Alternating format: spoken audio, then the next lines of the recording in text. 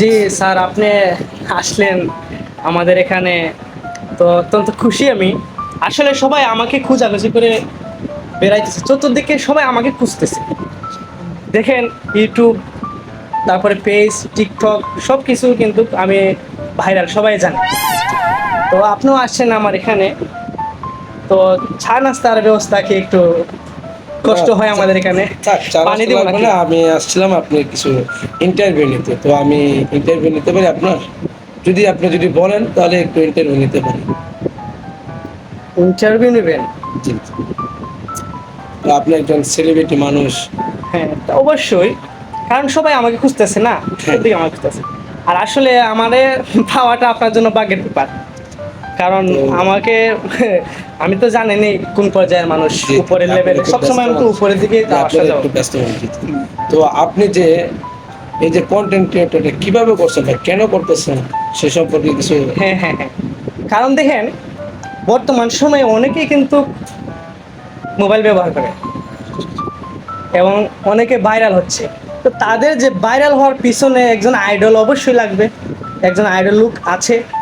তারপরে তাদের যে ভাইরাল হবে, কি করে ভাইরাল হবে, তারা কিভাবে তারা চ্যানেল উঠাইতে পারবে, সাবস্ক্রাইবার বাড়াইতে পারবে এবং তারা কিভাবে ইনকাম করতে পারে, এটা তারা আমাকে অনুসরণ করবে।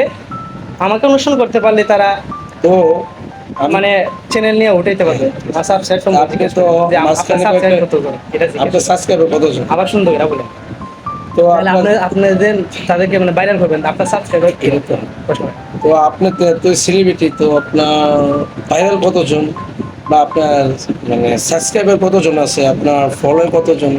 আসলে সাবস্ক্রাইবার আমার অনেক, অনেক, অনেক,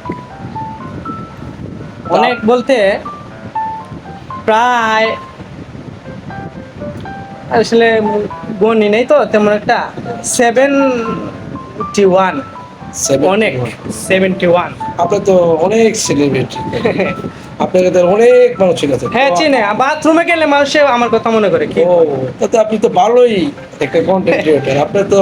আপনার ভাগ্যের ব্যাপার আমার হ্যাঁ, সাথে আমি কথা যে বলা। আপনাকে পেয়েছি আসলে আমার কপালটা খুব ভালো। তো কপালটা আমার সাথে গোসা দিয়ে যায় তাহলে। ঠিক আছে, তো হ্যাঁ, যাওয়ার সময় যে চা নাস্তা খাইয়া একটা গোসা দিই। পর আপনার চেতে। তো একটা ভিডিওতে দেখছি আপনি, একটা ভিডিওতে দেখছেন মানে? আমার কি ভিডিও একটা? আমি একটা ভিডিও ও আচ্ছা, দেখছিলাম, আচ্ছা। সেখানে দেখলাম যে কিছু ছাত্রছাত্রীদের নিয়ে আপনি একটা কন্টেন্ট করছেন। তো এই কন্টেন্ট করাটা আচ্ছা ঠিক আছে, আপনি তো কন্টেন্টটা করছেন, হুম, হুম। তো ক্লাস করান কখন, ছাত্রদের পড়ান কখন, আপনি কন্টেন্ট করেন কখন? দেখেন, কারণ বর্তমানে আমি সবাইকে ভাইরাল করে দিতে চাই। ভাইরাল করার পিছনে অবশ্যই আমার কন্টেন্টের সময় দিতে হবে, ঠিক আছে না? হুম। কন্টেন্টে যদি আমি সময় দেই, ক্লাসেরও সময় দেই, আচ্ছা, কিন্তু আমি তো সেলিব্রিটি মানুষ। আমার মাদ্রাসার ছাদের উপরের দিকে কিন্তু আমি একটা ছিদ্র রাখছি।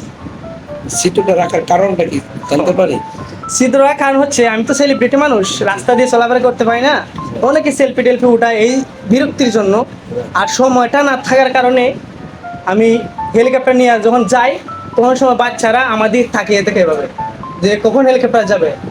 এখন বলতে পারেন তাকানো কেন তাকাবে? তাকানোটা কি, কেন আসল কথা হচ্ছে, আমি যখন যাই তখন সময় আমার হাতে একটা কার্ড, থাকে কার্ডের মধ্যে একটা নাম্বার দেওয়া থাকবে, হয়তো 21 অথবা 45 এরকম দেওয়া থাকবে। তো ওই নাম্বারটা দেখেই বাচ্চারা বুঝতে হবে আজকে হুজুরে 45 নাম্বার পৃষ্ঠা পড়া দিয়ে গেছে। কারণ আমি তো বৈশা ওদেরকে পড়া দেওয়া যাওয়ার সময় নাই। ওই হেলিকপ্টার আবার থাকা একটু ব্যস্ত অবস্থায় আমি ওই মানুষ। চিত্র দিয়া পড়াটার নাম্বারটা দেখা দেওয়া দেয়, বুঝতে পারা যায় হ্যাঁ আসলে আজকে 45 নাম্বার পৃষ্ঠা পড়া আছে, এই পড়াটা। বুঝছেন, আমি সেলিব্রিটি মানুষ তো সময় নেই ক্লাসে আসার, ওই তা উড়ন্ত অবস্থায় ক্লাস করাই। তা আপনি কখন কখন ক্লাস করেন, কিভাবে ক্লাস করেন? তা আপনার ক্লাস যে করান, এতে কি আপনার সময় হয়? শুনেন, 45 নম্বর পৃষ্ঠা, 21 নম্বর পৃষ্ঠা, এদের নাম্বারটা দেখা যায় না? জি, জি। ওই পৃষ্ঠার পরে তো আর শেষ করার সময় পায় না, অনেক পড়া না। তো ছাত্ররা থেকে মানে ছাত্ররা কিভাবে শিখবে? ধরেন একটা পৃষ্ঠা পড়া দিলেন, ধরেন এটা একটা পৃষ্ঠা, এখানে একটা পড়া আছে, তো জি, জি, জি। কোন একটা ছাত্র বুঝলো না, তো এটা কিভাবে তারা বুঝবে? ধরেন আপনি তো আইসা চলে গেলেন, তো আরেকটা ছাত্র কিভাবে পড়াটা আদায় করবে বা কিভাবে পড়াটা বুঝবে, সে ধারণা যদি আপনি আমাকে দেন একটু ভালো হতো। আমি, মহিলারা একটা কথা বলে না, যে একটা ভাতে টিপ দিলেই পুরো পাতিলের খবর জানা যায়। শুনছেন কথাটা? জি জি শুনছি। আমি পরের দিন বলি, একটা প্রশ্নবোধক চিহ্ন দেখাই, হেলিকপ্টার দিয়ে যখন যাই ছিদ্রের উপর দিয়ে একটা প্রশ্নবোধক চিহ্ন ধরি, তখন সময় যারা ভালো স্টুডেন্ট তারা উত্তর দিতে পারে, আর যারা খারাপ স্টুডেন্ট তারা উত্তর দিতে পারে না। কিন্তু ভালো যে তারাও দাঁড়াইলো, এখন খারাপ তারাও বললো, এখন দুইটা তো শুনেন, প্রশ্নবোধক চিহ্ন দিয়ে আমি আরেকটা জিনিস বুঝাই, কি জানেন? যে গতকাল শুধু আমি কত নম্বর পৃষ্ঠা পড়া দিছি, এইটাই শুধু জানতে চাই তাদের কাছ থেকে। যদি তারা বলতে পারে যে, তারাও যদি আমাকে 45 নম্বর পৃষ্ঠাটা উঠায় দেখাইতে পারে, তখন সময় বুঝতে পারি হ্যাঁ তাহলে তারা পড়ছে, তখন আমি বুঝতে পারি হ্যাঁ তারা পড়া শিক্ষা নিচ্ছে। তাহলে আছে, তাহলে আর যদি উল্টাপাল্টা পৃষ্ঠা দেখায় তাহলে বুঝতে পারি আমি যে তারা পড়া শিক্ষা নেই। এইভাবে আমি ক্লাস টিচিং তাহলে আপনি এভাবে ক্লাস করেন। জি জি। তো ভিডিওটা কখন করেন, কিভাবে করেন?